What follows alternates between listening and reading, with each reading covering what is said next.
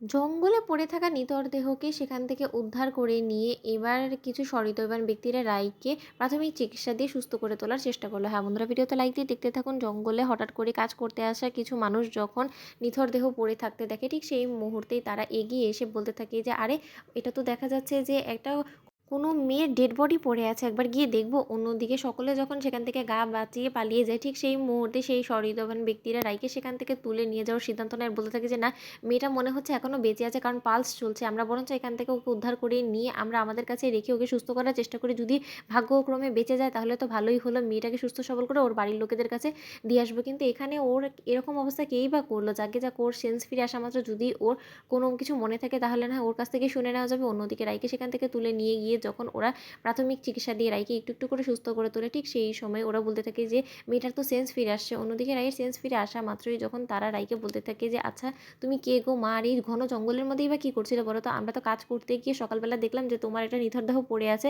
আর তারপরে আমরা এগিয়ে যাওয়া মাত্র দেখলাম যে না, তুমি মরণেই এখনও পর্যন্ত বেঁচে আছো। আর সেই শেষ আশাটুকু বাঁচিয়ে রাখার জন্য আমরা সেখান থেকে তোমাকে তুলে নিয়ে এসে তোমাকে প্রাথমিক চিকিৎসা দিয়েছি, আর তাতেই তুমি রিকভার করে উঠেছো। কিন্তু তার থেকে বড় কথা, তোমাকে এখানে ফেলে রেখেই বা লোকে বলো তো?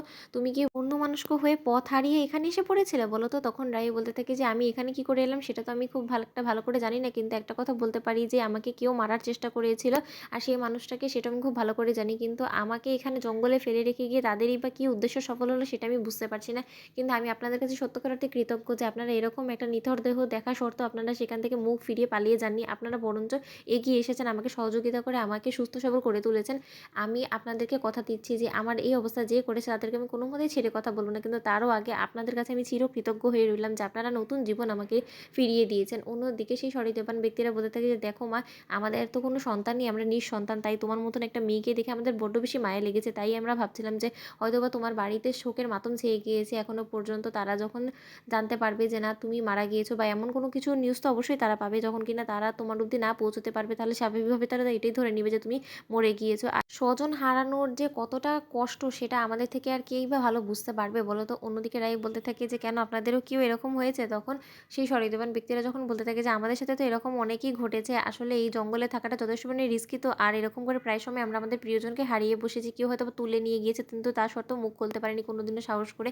কিন্তু এখানে তোমাকে বাঁচাতে পেরে সত্যি আমাদের মনে হচ্ছে যে না, আমরা সত্যিকার অর্থে জীবনে কিছু একটা করতে পেরেছি। কিন্তু মা, এবার তুমি মনে করে আমাকে বলো তো যে তুমি কোথা থেকে এসেছো বা কোথায় তুমি থাকো? তোমাকে ওখানে পাঠানোর একটা ব্যবস্থা করবো, নয়তোবা তোমার পরিবারের লোকেরা তোমাকে খুঁজে না পেয়ে হয়তোবা এতক্ষণে দেখো বাড়িতে কান্নাকাটি শুরু করে দিয়েছে বা তো শোকের মাতম মারানো শুরু করে দিয়েছে। অন্যদিকে রাই বলতে থাকে যে না, এবারে কোনো মতে এমনি আমি ফিরে যাব না, এবার রাইয়ের নতুন রূপে ফিরবে। তো বন্ধুরা, ভিডিওটি ভালো লেগে থাকলে লাইক এবং শেয়ার করে সাবস্ক্রাইব করতে ভুলো না।